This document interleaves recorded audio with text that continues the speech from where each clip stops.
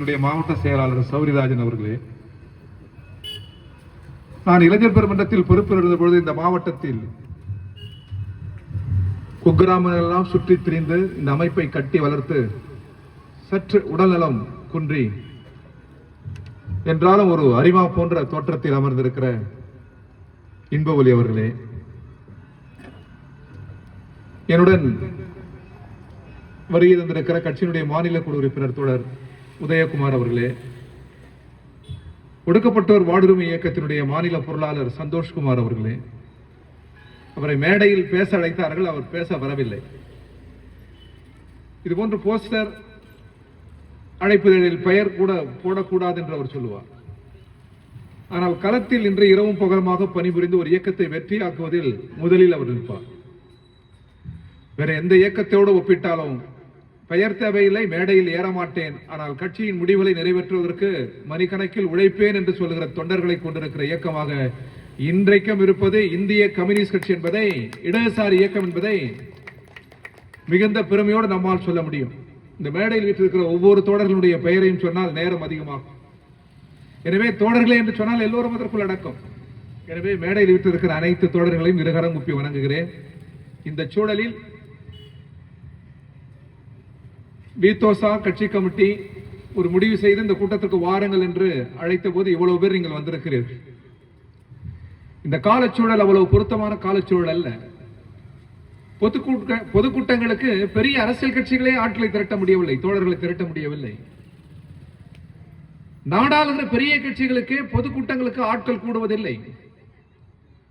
பொதுக்கூட்டத்துக்கு வருவதற்கு பணம் கேட்கிறார்கள், பணம் கொடுக்கிறார்கள். எவ்வளவு பெரிய நெருக்கடிக்கு நாம் ஆளாகிவிட்டோம் பாருங்கள். திருவிகா வளர்த்த தமிழ் மேடை இது. தொடர் சிங்காரவலரும் ஜீவாவும் வளர்த்த தமிழ் மேடை இது. தந்தை பெரியார், பேரறிஞர் அண்ணா, டாக்டர் கலைஞர் போன்றவர்கள் வளர்த்த தமிழ் மேடை இது. அதே போன்று காமராஜர், கக்கன் போன்றவர்கள் வளர்த்த தமிழ் மேடை இது. அதற்கு பின்னரும் நல்லக்கண்ணு, சங்கரையா, தாப்பாண்டியன், மிக சிறந்த அரசியல் விற்பனர்கள் எல்லாம் தமிழ் மேடையில் தமிழ் வளர்த்திருக்கிறார்.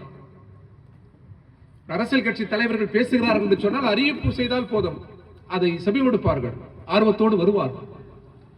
இன்றைக்கு அவையெல்லாம் குன்றி இருக்கிறது. ஜனநாயக வளர்ச்சிக்கு உரையாடல் தேவை. மக்களின் முகம் பார்த்து பேசுகிற அந்த உரையாடல் தேவை. இன்றைக்கு வலைதளங்களில் பேசுகிறார்கள், செய்தியை பரப்புகிறார்கள், மக்களின் முகம் பார்ப்பதில்லை. அருகில் துணைவியார், கணவன், குழந்தை இருக்கிறது, ஒருவர் முகத்தை ஒருவர் பார்ப்பதில்லை, எல்லோரும் வலைதளங்களையே பார்க்கிறார்கள்.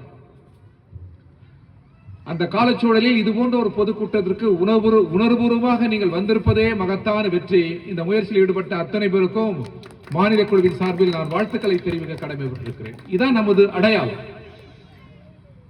மக்கள் பாதிக்கப்படுகிற பொழுது, ஏழைகள் எளிய மக்கள் பாதிக்கப்படுகிற பொழுது ஒரு 10 பேர் திரண்டு நின்று கொடி பிடித்து நாம் போராடுவதுதான் நமது குறியீடு, நமது அடையாளம். இப்படி கம்யூனிஸ்டுகள் போராடுவதால் என்ன கண்டீர்கள்?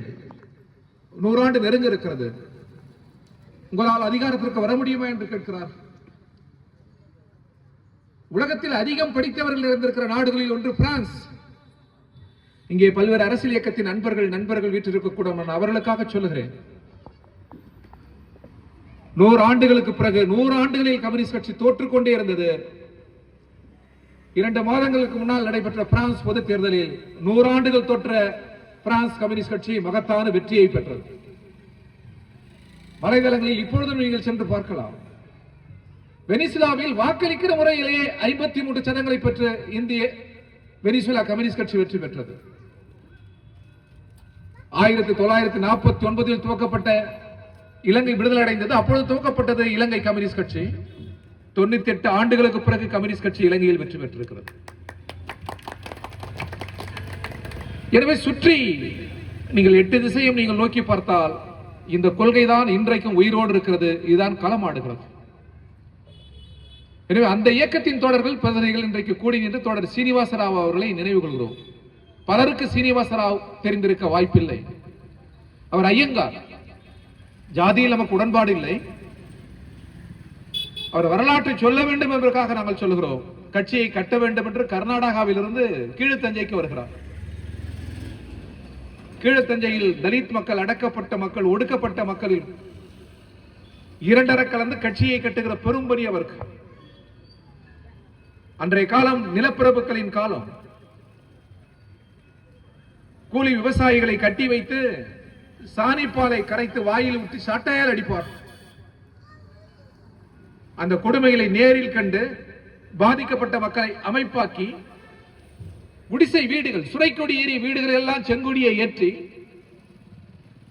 நீ உடைக்கிறவன், உன்னால் தான் உலகம் வாழ்கிறது, நிமிர்ந்து நில், துண்டை தோளில் போடு, இடுப்பில் கட்டாதை, செருப்பை போடு, யாருக்கும் நீ தாழ்ந்தவன் அல்ல, நிமிர்ந்து நில், அடித்தால் திருப்பி அடி என்று சொல்லி அவன் கரங்களிலே செங்கொடியை தந்து மகத்தான பேர் இயக்கங்களை நடத்தி அந்த சவுக்கடி சாணிப்பாலுக்கு முடிவு கட்டினார் சீனிவாசராவ். இரு கரங்களும் கட்டப்பட்டிருக்கும். சாணியை கரைத்து வாயில் ஊற்றுவார்கள், சவுக்கால் அடிப்பார்கள் நிலப்பிரபுக்கள். இந்த கொடுமைக்கு முடிவு கட்டிய இயக்கம் கம்யூனிஸ்ட் பேர் இயக்கம். இதை நான் சொல்வதை விட டாக்டர் கலைஞர் அவர்கள் முரசொலியில் எழுதியதை படியுங்கள், பெரியார் சொல்லியிருப்பதை படியுங்கள். களமாடி களமாடிதான் அங்கே, போராடி போராடிதான் அங்கே தலித் மக்களுக்கு விடுதலை பெறப்பட்டது. இதே போன்றுதான் ஃபிரெடரிக் டக்ளஸ், அமெரிக்காவின் மிகப்பெரிய தலைவர், ஆபிரகாம் லிங்கனின் நண்பர். அங்கே கருப்பின மக்களை இப்படித்தான் சவுக்கால் அடிப்பார்கள். 12 அடி தவறு செய்தால் 12 அடி, அந்த 12 அடியில் உயிர் போய்விடும்.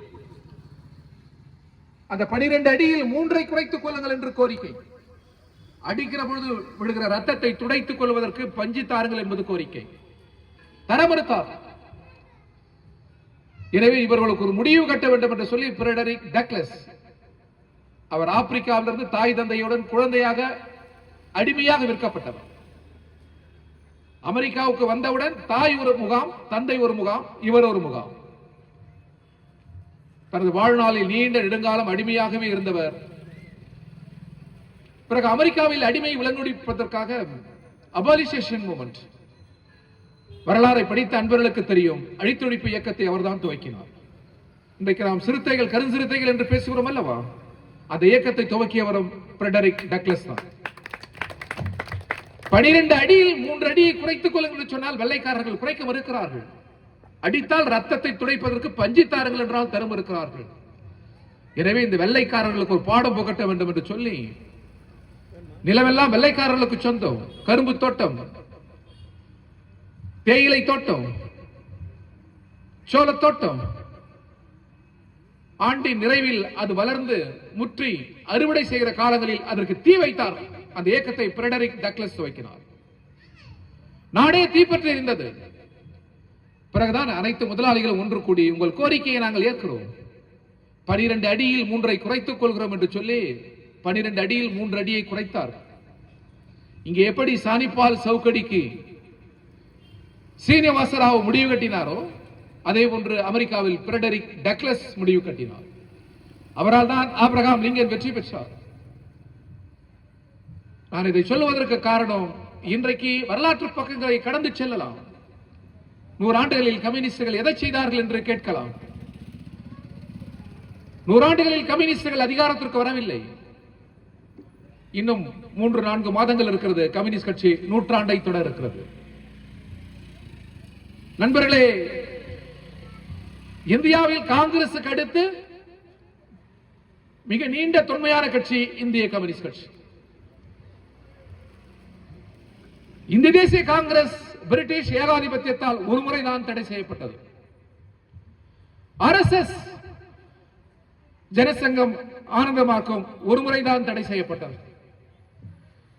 நண்பர்களே, இந்திய அரசியல் வரலாற்றில் பிரிட்டிஷ் ஏகாதிபத்தியத்தால் 2 முறையும், காங்கிரஸ் கட்சியால் 1 முறையும், 3 முறை தடைக்குள்ளாகி இன்றைக்கும் உயிர்ப்போடு இருக்கிற ஒரே கட்சி இந்திய கம்யூனிஸ்ட் கட்சி.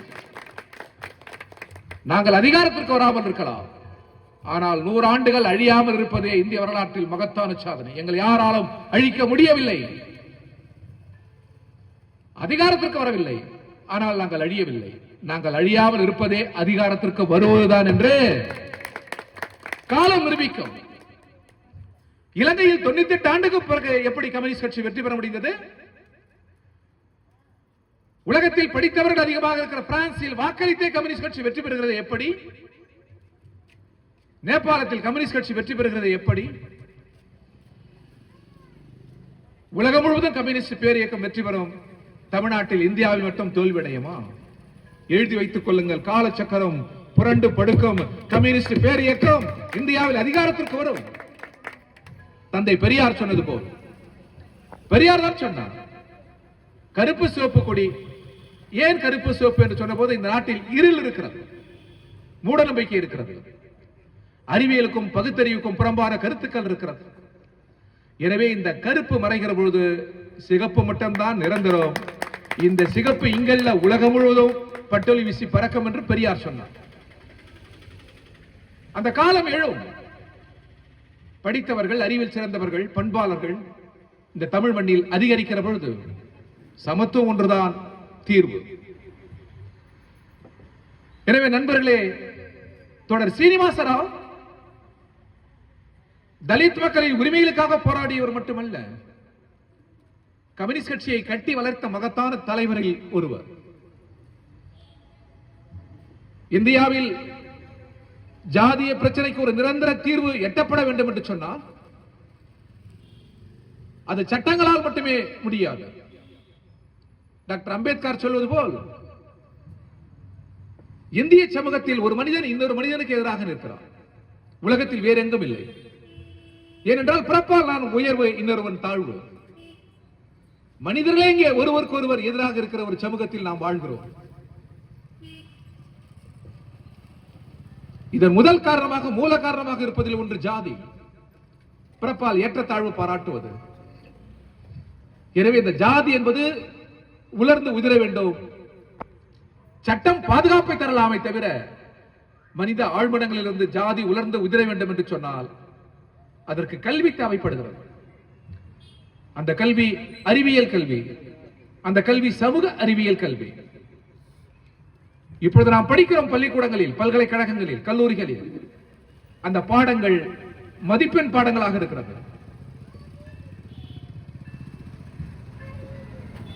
அறிவியல் படிக்கிறோம், ஆனால் சமூக அறிவியல் நாம் படிக்க தவறுகிறோம். சமூக அறிவியல் தந்தை பெரியார் முன்மொழிந்தது, டாக்டர் அம்பேத்கர் முன்மொழிந்தது, உலகத்தில் காரல் மார்க்ஸ் முன்மொழிந்தது. படித்தவர்கள், அதிகம் படித்தவர்கள் மத்தியிலேயே ஆண்கள் உயர்வு, பெண்கள் தாழ்வு என்ற நிலை இன்றைக்கு நீடித்துக் கொண்டே இருக்கிறது. ஆண் உயர்வு, பெண் தாழ்வு இன்றைக்கும் இருக்கிறது. 12 மணிக்கு ஒரு பெண் நடந்து செல்ல முடியாது, கற்போடு சம்பந்தப்படுத்தி பார்ப்பார். பெண் 4 பேருடன் சிரித்து பேச முடியாது, கற்போடு சம்பந்தப்படுத்தி பார்ப்பார். பெண் ஒரு உயிர், ஆணுக்கு நிகர் பெண். ஆண் உயர்வல்ல, பெண் தாழ்வல்ல. இந்த பாடம் எந்த புத்தகத்தில் இருக்கிறது? பிறப்பால் ஒரு உயர்வு, இன்னொரு ஒரு தாழ்வு. அது பகுத்தறிவல்ல, அறிவியல் அல்ல. ஜாதியை ஏற்கக்கூடாது. அது மூளையில் அல்ல, ரத்தத்தில் அல்ல, எலும்பில் அல்ல. இந்த தப்பெண்ணம் நீடிக்க கூடாது. இதற்காக தான் தந்தை பெரியார் 50-60 ஆண்டு காலம் சுயமரியாதை இயக்கத்தை துவங்கி நடத்தினார். ஆனால் இன்றைக்கும் படித்தவர்கள் மனங்களிலே, ஆழ்மனங்களில் ஜாதி இருக்கிறது. அந்த ஜாதியை எப்படி ஒழிப்பது? சட்டத்தின் மூலமாகவா? அல்ல, சமூக அறிவியல் கருத்துக்களின் மூலமாக அது உலர்ந்து உதிர வேண்டும். யார் மனங்கள் கலாச்சாரப்படுகிறதோ, வெறும் கல்வி அல்ல, படிப்பல்ல, மனங்கள் கலாச்சாரப்பட வேண்டும். யாருடைய மனங்கள் கலாச்சாரப்படுகிறதோ அந்த மனங்களில் தான் ஜாதி உலர்ந்து உதிரும்.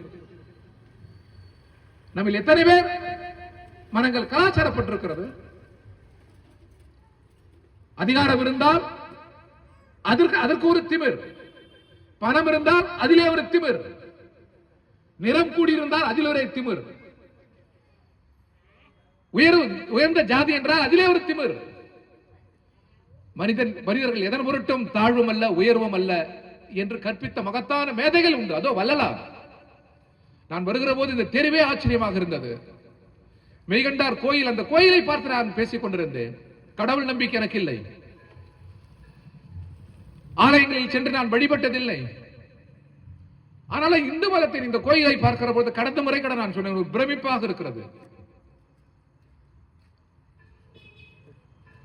அருகில் நான் வள்ளலாரை பார்த்தேன். வள்ளலார் வெறும் ஆன்மீகவாதி என்று கடந்து சென்று விட முடியாது. வள்ளலார் தமிழ்நாட்டில் நாங்கள் அறிந்த வரை வள்ளலாரை படித்திருக்கிறோம். தமிழ்நாட்டின் முதல் மதச்சார்பற்ற மனிதரே வள்ளலார் தான் என்பதை எங்களால் அழுத்தமாக சொல்ல முடியும்.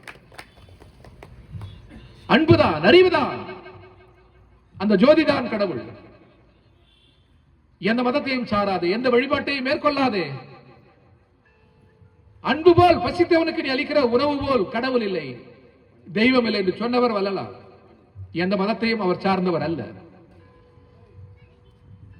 எவ்வளவு பொருத்தம் இந்த மேடை. இங்கே அருகில் இருந்து பார்த்தால் ஒரு அப்பர் போல் ஒரு சிலை இருக்கிறது. யார் என்று நான் பார்த்தேன். பார்த்தால் விவேகானந்தர்.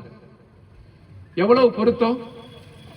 இன்றைக்கு விவேகானந்தர் ஒரு இயக்கத்திற்கு அருகில் வர முடியும் என்றால் அது கம்யூனிஸ்ட் பேர் இயக்கத்துக்கு அருகில் தான் வர முடியும். விவேகானந்தருக்கு அருகில் ஒரு இயக்கம் செல்ல வேண்டும் என்று சொன்னால் அதுவும் கம்யூனிஸ்ட் பேர் இயக்கத்தால் தான் முடியும். சோசியலிசத்தை அது பெரிய அளவில் கருத்தாக்கம் வளராத சூழலிலே சோசியலிசத்தை ஆதரித்தவர் சுவாமி விவேகானந்தர். பசித்த வயிறுக்கு ஒரு ரொட்டி கிடைக்குமே ஆனால் அதுதான் சமதர்மம், சோசியலிசம் என்றால் அதை நான் ஆதரிக்கிறேன் என்று சொன்னவர் சுவாமி விவேகானந்தர். அவரும் எந்த மதத்தையும் தாக்கியதில்லை. பிற மதம் உயர்வு, இன்னொரு மதம் தாழ்வு அவர் பாராட்டியதில்லை. அன்புதான், உழைப்புதான். உழைப்பால் வருகிற செல்வங்களை பகிர்ந்து கொள்ள வேண்டும் என்று சொன்னவர் சுவாமி விவேகானந்தர்.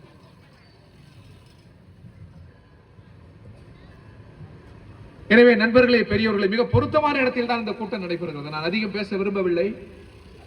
தோழர்கள் திரும்பி செல்ல வேண்டும். இன்றைக்கு உலகத்தில் நீங்கள் பாருங்கள், தொலைக்காட்சியை பாருங்கள், மத்திய கிழக்கு பகுதி முழுவதும் பற்றி எரிகிறது. இஸ்ரேல் பாலஸ்தீனத்தின் மீது குண்டுமழை பொழிகிறார்கள். பாலஸ்தீனம் அவர்களின் தாய் நாடு. அந்த நாட்டின் மீது அந்த விடுதலையை அடக்கி ஒடுக்குகிறது இஸ்ரேல், ஆதரிக்கிறது அமெரிக்கா. பாலஸ்தீனம் பற்றி எரிகிறது, லெபனான் பற்றி எரிகிறது. லட்சக்கணக்கான மக்கள், ஆண் பெண் குழந்தைகள் உயிர் பயத்தோடு ஓடுகிறார். 2 ஆண்டு வரை அங்கே மின்விளக்கு இல்லை, குடிதண்ணீர் இல்லை. ஐக்கிய நாடுகள் சபையிலிருந்து உணவை அங்கே போடுகிறார்கள். எப்படி இருக்கும் பாருங்கள் அந்த வாழ்க்கை. இந்தியாவின் மிகப்பெரிய நாடு இந்தியா, உலகத்தின் மிகப்பெரிய நாடு இந்தியா, மிகப்பெரிய ஜனநாயக நாடு இந்தியா, உலகத்திற்கே பஞ்சசீல கொள்கை வகுத்தளித்த நாடு இந்தியா, எப்பொழுதுமே யுத்தத்தை விரும்பாத நாடு இந்தியா. ஜவஹர்லால் நேரு, மகாத்மா காந்தி என்ற மகத்தான மனிதர்களை உலக கழித்த நாடு இந்தியா. எல்லாவற்றுக்கும் மேலாக அமைதியை உலக கழித்த கௌதம புத்தரை அளித்த நாடு இந்தியா. இந்த நாட்டுடைய பிரதமர் மாண்புமிகு நரேந்திர மோடி அவர்கள். நான் பிஜேபி நண்பர்கள் யாராவது எங்கள் மேடையை செவிமடுப்பார்களே, ஆனால் நான் அவர்களை பார்த்து கேட்கிறேன், என்றாவது ஒரு நாள் நாட்டின் பிரதமர் இந்தியாவுடைய நாடாளுமன்றத்தில் அந்த மத்திய கிழக்கு பகுதியில் அமைதி நிலவ வேண்டும். இஸ்ரேல் குண்டு போடக்கூடாது, மக்களை கொல்லக்கூடாது. இந்தியா பாலஸ்தீனத்தின் பக்கம், இந்த யுத்தத்தை கண்டிக்கிறோம், இஸ்ரேலை கண்டிக்கிறோம் என்று ஒரு தீர்மானத்தை நாட்டின் பிரதமர் முன்மொழிந்திருக்கிறாரா? என்ன பிரதமர் இவர்? உலகத்தின் மிகப்பெரிய ஜனநாயக நாடு அந்த நாட்டின் பிரதமர். எந்த அரசியல் கட்சியாவது தெருவில் இறங்கி பாலஸ்தீனத்தில் குண்டு போடாதே, பாலஸ்தீன மக்களை கொள்ளாதே, யுத்தம் கூடாது, யாராவது தெருவில் இறங்கி போராடி இருக்கிறார்களா? எந்த கட்சியாவது? தமிழ்நாட்டிலேயே, இந்தியாவிலேயே பாலஸ்தீனத்தின் மீது குண்டு போடாதே, யுத்தம் கூடாது, அமைதியை வலியுறுத்துங்கள் என்று சொல்கிற இயக்கம் கம்யூனிஸ்ட் பேர் இயக்கம் இந்தியா முழுவதும். எது அரசியல்? 5 ஆண்டுக்கு ஒரு முறை எப்படியாவது அதிகாரத்துக்கு வருவதல்ல அரசியல். உலகின் கடைகோடியில் இருக்கிற மனிதர்கள், குழந்தைகள், பெரியோர்கள் அந்த கூக்குரலுக்கு செவிமடுத்து அந்த மானுடத்தின் பக்கம் நின்று குரல் எழுப்புகிறோமே, அது அரசியல் அல்லவா? சாதாரண கட்சி கமிட்டியில் நாங்கள் தீர்மானம் போடுகிறோம். ஒரு 5 தினங்களுக்கு முன்னால் நான் ஒரு சாதாரண கிராம கூட்டத்துக்கு சென்றேன். 10-12 பேர் கட்சி கிளை கூடியது. 2 தீர்மானம். ரஷ்ய யுக்ரைன் யுத்தத்தில் இறந்தவர்களுக்கும் பாலஸ்தீனத்தின் மீது குண்டுமழை பொழிந்து இறந்த அப்பாவிகளுக்கும் இந்திய கம்யூனிஸ்ட் கட்சியின் கொலை கூட்டம் 2 நிமிடம் எழுந்து அஞ்சலி செய்கிறது என்று எழுந்து நிற்கிறோம். இந்தியாவிலேயே கம்யூனிஸ்ட் கட்சி கிளைகளில் தான் இப்படி தீர்மானம் போடப்படுகிறது. எந்த கட்சியில் போடுகிறார்கள்? எது அரசியல்? அப்படி ஆடாமல் அலுங்காமல் மேனி குலுங்காமல் அப்படி வேட்டி உடையுடன் வருவதல்ல அரசியல். அரசியல் கண்டங்களை தாண்டி மானுடத்தை தேடுவது அரசியல். மானுடத்தின் விடுதலைக்கு அருகில் இருப்பது அரசியல். அநீதிகளுக்கு எதிராக முழக்கமிடுவது அரசியல்.